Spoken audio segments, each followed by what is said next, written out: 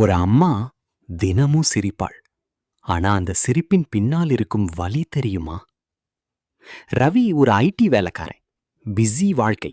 அவன் அம்மா தினமும் அவனுக்காக காத்திருப்பாள். ஒரு நாள் அவன் கோபமாக சொன்னான், என்னம்மா தினமும் கால் பண்ணாதீங்க, நான் பிஸி. அந்த நாள் முதல் அம்மா கால் பண்ணவே இல்லை. 2 மாதங்கள் கழித்து ஒரு அன்னோன் நம்பர், ஹாஸ்பிட்டல்ல இருந்து கால். உங்க அம்மா லாஸ்ட் ஸ்டேஜ், உங்களை பார்க்கணும்னு சொல்றாங்க. ரவி ஓடி போனான். அம்மா பேச முடியல. ஆனா ஒரு சிரிப்பு மட்டும். அவள் கையில் ஒரு நோட். நீ பிஸின்னு சொன்ன நாள் முதல் டிஸ்டர்ப் பண்ணல. ஆனா தினமும் பேசணும்னு தான் தோணுச்சு.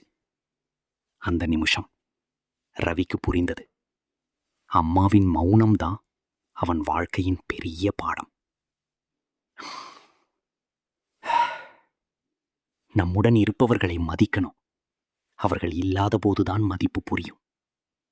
இப்போ 5 செகண்ட்ஸ் ஆழமாக மூச்சு வாங்குங்கள். நீங்க யாரை நினைக்கிறீர்கள்? அவர்களுக்கு இன்று ஒரு கால் பண்ணுங்கள்.